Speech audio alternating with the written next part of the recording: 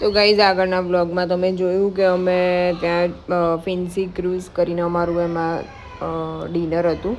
તો અમને પહેલાં સ્ટાર્ટિંગમાં વેલકમ ડ્રિંક અને સ્વીટમાં કેક આપીને વેલકમ કર્યું અને પછી અમે અમારું ડ્રિંક અને સ્વીટ લઈને પછી અમે ક્રૂઝમાં એન્ટ્રી કરી.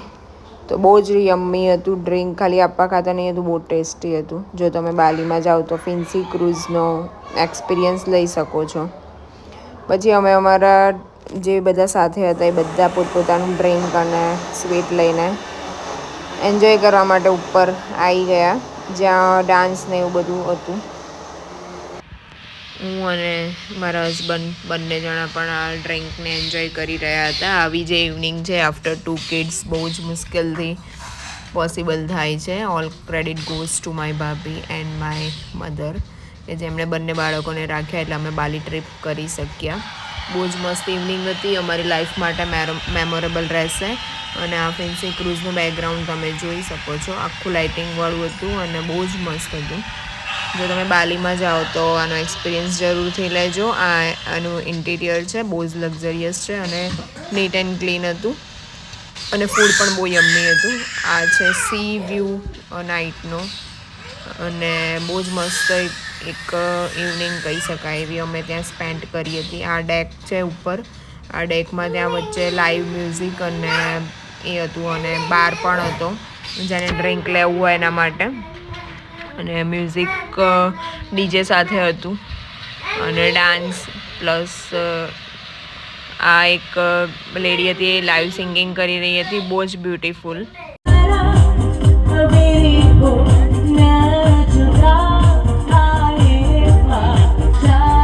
ગાઈઝ હું એડિટિંગ કરતી હતી એ દરમિયાન વૈષ્ણવીએ મારી જાણબાર અહીંયા રેકોર્ડિંગ કરી દીધું છે વોઇસ ઓવર, એ તમે જોઈ શકો છો. लाला जी ने केला खाया, केला खा के मुंह पिचकाया, खाकर छिलका वही गिराया, कदम के नीचे छिलका लालाजी गिरे थोड़ा मुंह से અને કેવું લાગ્યું એ પણ કમેન્ટ કરજો. તો હવે પાછા આપણે આવી જઈએ બ્લોગમાં. આ છે ત્યાં 3-4 જાતના ડાન્સ પણ હતા, એમાંથી આ એક ડાન્સ હતો, બ્યુટીફુલ હતું. તો અલગ અલગ 3 ડેક હતા. એ સૌથી ગ્રાઉન્ડમાં એક ડેક હતું જ્યાં ડિનર હતું, એની ઉપર આ હતું ને એની ઉપર મ્યુઝિકવાળું ડેક હતું. અને એ ડેક પણ તમે જોઈ શકો છો, અહીંયા બધા લે ઓવર થયેલા છે, બેડ મૂકેલા હતા.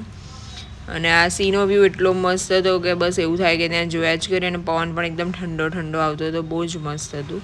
અને હવે અમારો ટાઈમ થઈ ગયો છે ડિનરનો, તો અમે લોકો ડિનર કરવા જઈ રહ્યા હતા. ડિનર જ્યાં હતું ત્યાં પણ મસ્ત ઇન્ટિરિયર હતું. અને આ છે વેજ ઇન્ડિયન ફૂડ અને બધું મિક્સ હતું. સમોસા અને નોનવેજ ખાતા હોય એની માટે નોનવેજ પણ હતું. આ નોનવેજનું કાઉન્ટર છે. અને પછી ચા, કોફી, ડ્રિંક છે, સ્ટાર્ટર અને ફૂલ મેનુ હતું જેને જે ખાવું હોય. આ રીતે ત્યાંનું આ છે બાલીનું જે ઓથેન્ટિક ફૂડ છે એ આ છે. હવે એના પ્રોપર નામ તો મને નથી ખબર, પણ આવું એ લોકો વધારે ખાય છે. આ બધું વેજ હતું. સો ફૂડ પણ એકદમ યમ્મી હતું. તો ટોટલ 10 on 10 એક્સપિરિયન્સ હતો. અને બધા પોતપોતાનું ફૂડ લઈને પછી બેસી ગયા. ઇન્ડિયન ફૂડ નીચે પણ હતું, આનાથી ગ્રાઉન્ડમાં ફ્લોરમાં મેં જે તમને આગળ કીધું એમ. તો ડિનર માટે પણ 2 ફ્લોર હતા, એક નીચે ડાઉન સાઈડ અને એક ઉપર. હવે આ એક બીજો ડાન્સ પાછો જવા થઈ રહ્યો છે. એની ગર્લ્સ બધી તૈયાર થઈને એ લોકો જઈ રહ્યા હતા.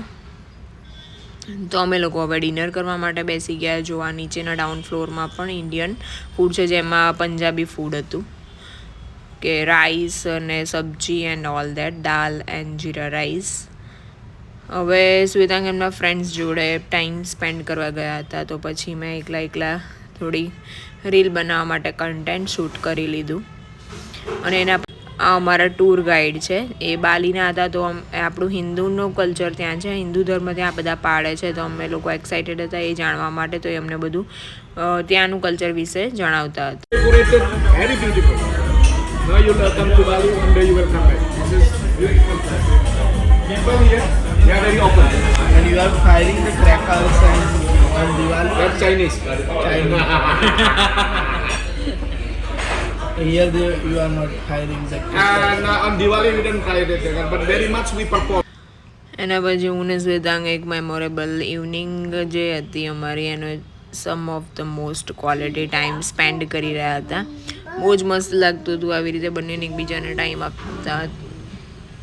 તો ગાઈઝ તમે આગળ જોયું એમ હવે અમે રૂમ ઉપર આવી ગયા છે ફાઇનલી. 24 કલાકની જર્ની પછી એકચ્યુઅલી બાલી તો બહુ જ હેક્ટિક શેડ્યુલ થઈ ગયું. ફ્લાઇટમાં પહેલાં અહીંયાથી ઇન્ડિયાથી વિયેતનામ 12 કલાક અને પછી ત્યાંથી વિયેતનામથી 5 કલાકની ફ્લાઇટ. અમે કાલે સાંજે ઘરેથી 6 વાગે નીકળેલા હતા અને અહીંયા અમે બપોરે આજે 24 કલાક પછી 6 વાગે અમે અહીંયા પહોંચ્યા બાલીમાં હોટલ.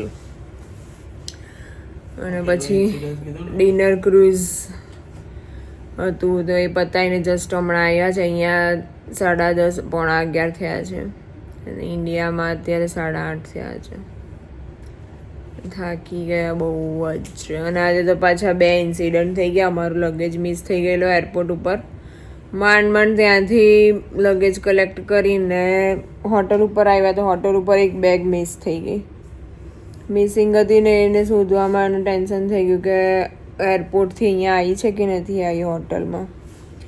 પણ પછી થોડી જહેમત પછી મળી ગયું. ગ્રુપનું જે એક મેમ્બર બીજું કોઈ હતું એ લઈ ગયેલું હતું, એક્સચેન્જ થઈ ગયેલી તો મળી ગઈ એ બેગ. એટલે સારું થયું, નહીં તો આખો મૂડ ઓફ થઈ જતા.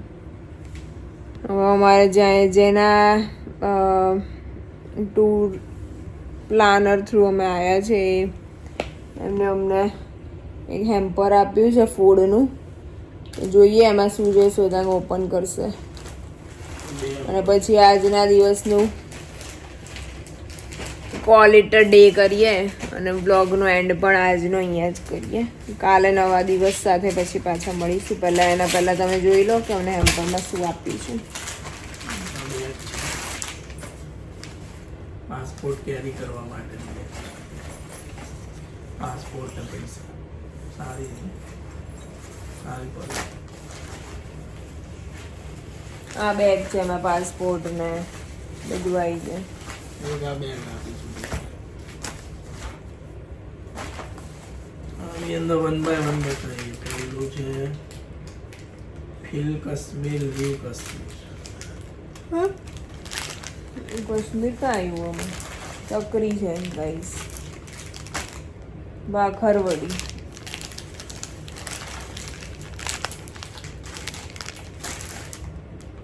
ગિરનારની ચા પ્રીમિક્સ.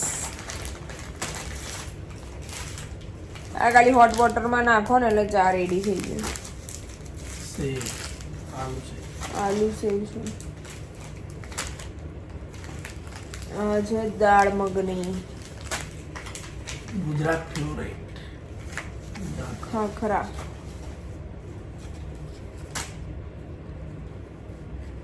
હા એક સારી વસ્તુ છે એડેપ્ટર, ઇન્ટરનેશનલ એડેપ્ટર. 2 આવી ગયા તો સારું કહેવાય. What is this? Dental kit છે. સેવિંગ કિટ છે. ઓકે, તો અમને 2 હેમ્પર મળ્યા છે એટલે આવું સેમ આમાં પણ હશે. અને વોટ ઇઝ ધીસ? આ તો આ બેગ જ છે ને. ઓકે, તો આ હતું. અને ગાઈઝ બીજી એક વસ્તુ કહેવાની કે દિહાનને મેં મારાથી પહેલી રાત અલગ કર્યો છે. તો એ રાતે મમ્મીને હમણાં ફોન કર્યો તો બહુ જ રડતો હતો, એટલે મારો અવાજ સાંભળીને. પણ રાતે 4-5 વાર ઉઠ્યો પણ મમ્મી છે એટલે ટેન્શન નથી, એને રાખ્યો છે. પણ મને બી અંદરથી બહુ જ એવું થાય છે કે મૂકીને આવી. પણ ચલો કોઈ વાર પોતાની માટે ટાઈમ કાઢવો બી જરૂરી છે. તો આ વ્લોગ તમને કેવો લાગ્યો પ્લીઝ કોમેન્ટમાં જણાવજો અને લાઈક, શેર એન્ડ સબસ્ક્રાઈબ કરજો. તો આ વ્લોગનો એન્ડ આપણે અહીંયા જ કરીએ અને કાલે મળીએ બાલીના ડે 2ની ટૂરમાં. Bye bye. એના પછી ગાઈઝ અમે લોકોએ પાછી ચા બનાવી અને કારણ કે સુઈદાંગને ગમે ત્યારે બી ફ્રી ટાઈમ મળે ને એટલે એમને ચા યાદ આવી જ જાય. તો અમે બંને જોડે ચા પીધી અને બહુ ટાઈમ પછી આ રીતે બેઠા એકલા બહુ મસ્ત લાગ્યો. તો ચલો ગાઈઝ, બાય બાય.